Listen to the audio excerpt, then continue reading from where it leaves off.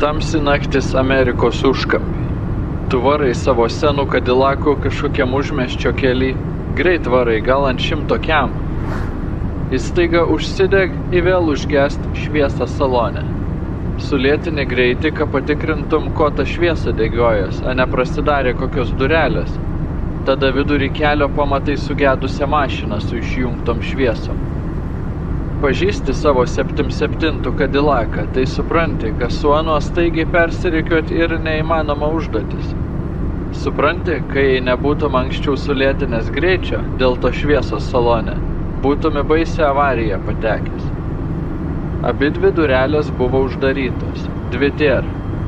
Kodėl būtent tą naktį, į būtent tuo metu užsidegė šviesą salone? Niekad anksčiau, į niekad paskui, ana neįsijungė pati. Gal ten buvo angel sargs?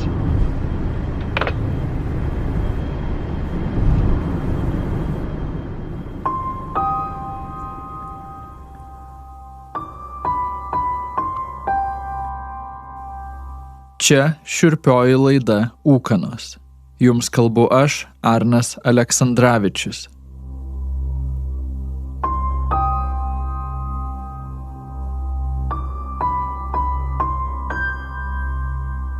Ar esate kada tik per plauką išvengę nelaimės? Gal norėjote žengti į gatvę, bet kažkas jūs sulaikė? Gal kažkas sušnibždėjo į ausį "Stok!" plytai ištykštant prieš jūs ant šaligatvio? Tikėjimas, kad kažkokia nematoma jėga gali saugoti žmogų, yra senas kaip pati žmonija. Dar šumerai manė, kad žmonėms būtina jų asmeninio dievo pagalba. Ir kad kiekvienas žmogus turėjo tokį dievą ar deivę, kurie dėl vienos ar kitos priežasties juos pasirinko, saugojo ir jiems padėjo. Senovės graikų ir romėnų tikėjimuose randami atitikmenys – daimon ir genijus, taip pat nurodė esybę, kuri padeda ir saugo. Senovės lietuviai irgi tikėjo, kad deivė laimė ne tik dalyvauja mums gimstant, bet ir visą gyvenimą mus lydi ir mumis rūpinasi. Šiandien geriau mums pažįstama angelo sargo samprata ateina iš krikščionybės. Tikima, kad angelai sargai saugo žmonės, kuriuos Dievas jiems paveda saugoti.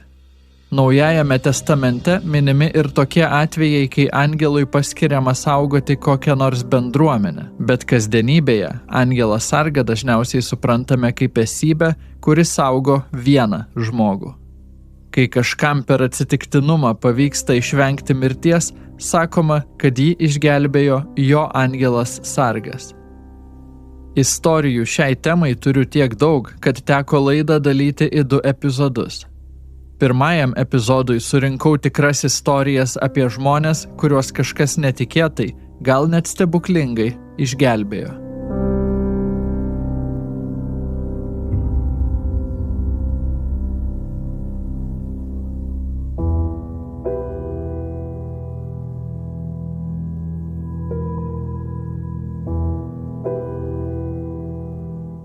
Du draugai svečiavosi pas Ajovoje gyvenančius vieno iš jų tėvus. Grįžtant namo į Naująją Meksiką, jie pateko į pūgą. Važiuojant 60-uoju greitkeliu Teksase, netoli miestelio pavadinimu Canadian, jų mažytė Honda nuslydo nuo kelio. Bandė ją atsikasti, panaudoti salono kilimėlius geresniam sukibimui, bet viskas buvo veltui. Jie kaip reikiant užklimpo. Juokingiausia, užklimpo Teksase, kur pūgos itin retos. Netoliese vyrai pamatė sodybą, iš kurios sklido šviesa. Nors buvo 2 valanda nakties, jie nusprendė pasibelsti į duris, gal sulauks pagalbos. Nesinorėjo mirtinai sušalti kažin kur Teksase. Duris atidarė mažytė sena moteris. Kai sakau mažytė, turiu omenyje tikrai mažesnė nei 1,5 metro ir tikrai labai sena. Nelaimėliai paaiškino jai, kad įstrigo sniege ir reikia ištraukti juos iš griovio.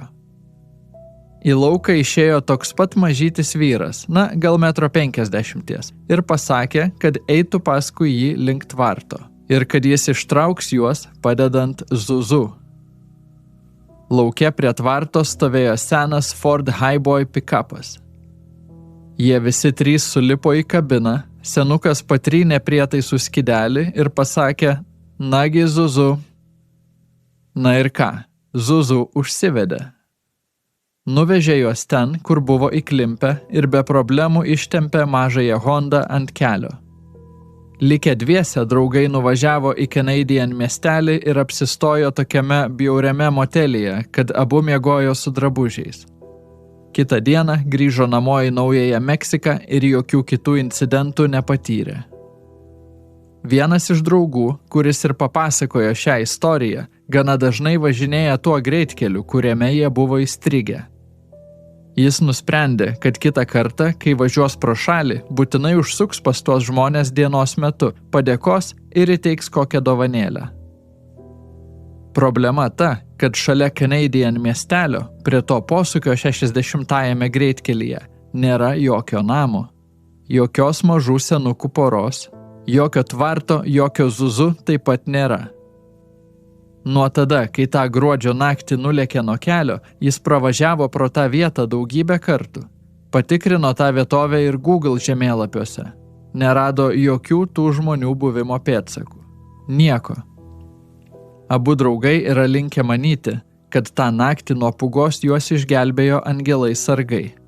Atliko savo pareigą ir dingo.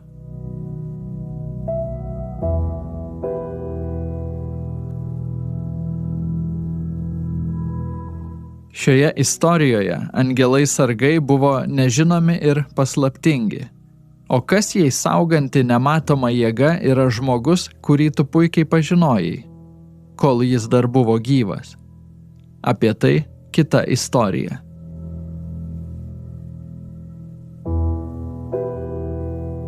Aleksandra per atostogas buvo grįžusi pas tėvus. Jos gimtinė buvo kaimiškoje vietovėje, aplink vien miškai ir visiška ramybė. Netoli tėvų buvo apleistas namas. Anksčiau ten gyveno mielas senas žmogus, bet jis mirė, kai Aleksandra dar mokėsi mokykloje. Nuo to laiko jo namai stovi tušti. Tas kaimynas, kai jis dar buvo gyvas, duodavo vaikams saldainių, naminių. Juos pats pagamindavo iš uogų, augusių jo kieme. Dabar Aleksandra sugalvojo savo šeimai pagaminti tokių pačių saldainių, kokius gamino kaimynas, todėl nuėjo į jo kiemą prisiskinti tų uogų. Kadangi žmogus mirė prieš keletą metų, kieme jau augo daug visokių laukinių augalų ir piktžolių, viskas buvo apleista. Mergina šiaip taip prasiskynė kelią iki uogų krūmų. Grebliu ir rankomis kiek apravėjo kiemą, nes prisiminė, kaip rūpestingai kaimynas jį prižiūrėdavo. Visą tą laiką, kol buvo kieme, Aleksandra jautė, kažkas ne taip. Ji jautėsi stebima, bet nuvijo tokias mintis šalin. Vos pradėjusi skinti uogas, mergina išgirdo mirusio kaimyno balsą. Jokių abejonių, kad tai buvo jo balsas.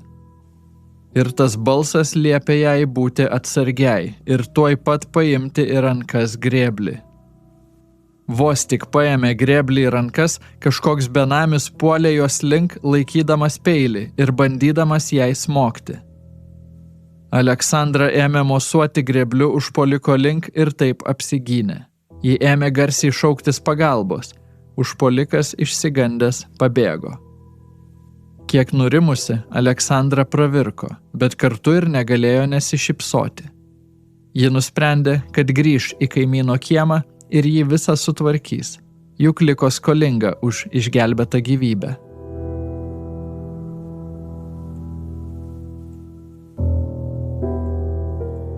Nuo vyro su peiliu įmanoma apsiginti. O kaip apsiginti nuo paties dangaus?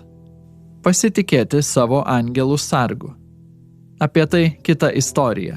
Ji nutiko ją papasakojusio žmogaus tėvui.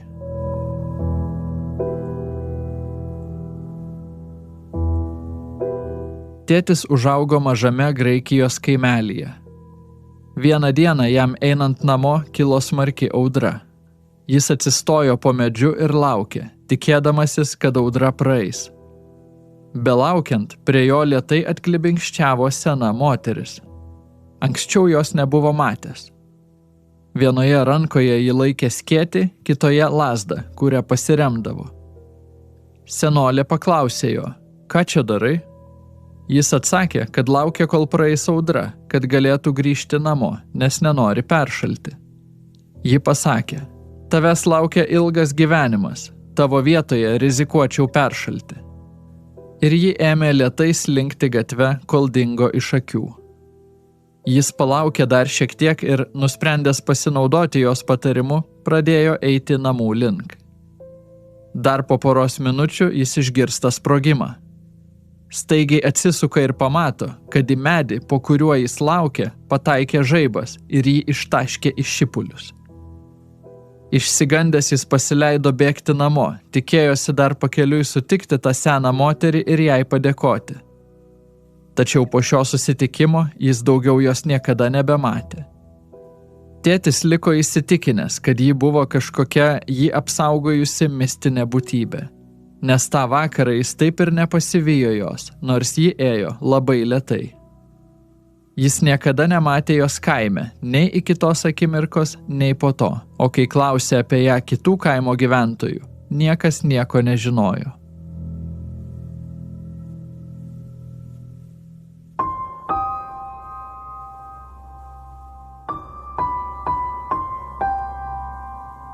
Kartais ūkanose slepiasi ne tik grėsmė, bet ir išsigelbėjimas. Nesvarbu, ar tai pavadinsime angelų sargu, likimu ar tiesiog neįtikėtina sėkme. Beje, gal ir jūs kažkada išgelbėjo toks neįtikėtinas atsitiktinumas? Prašau, papasakokite savo istoriją. Galite ją atsiųsti elektroniniu paštu arnas@ukanos.lt arba tiesiog įkelti ukanos.lt. O jeigu jums patiko ši laida, kviečiu papasakoti apie ją kitiems.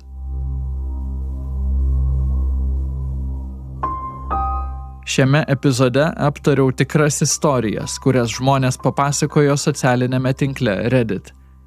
Istorijų veikėjų vardus pakeičiau. Ačiū, kad klausėte. Ate.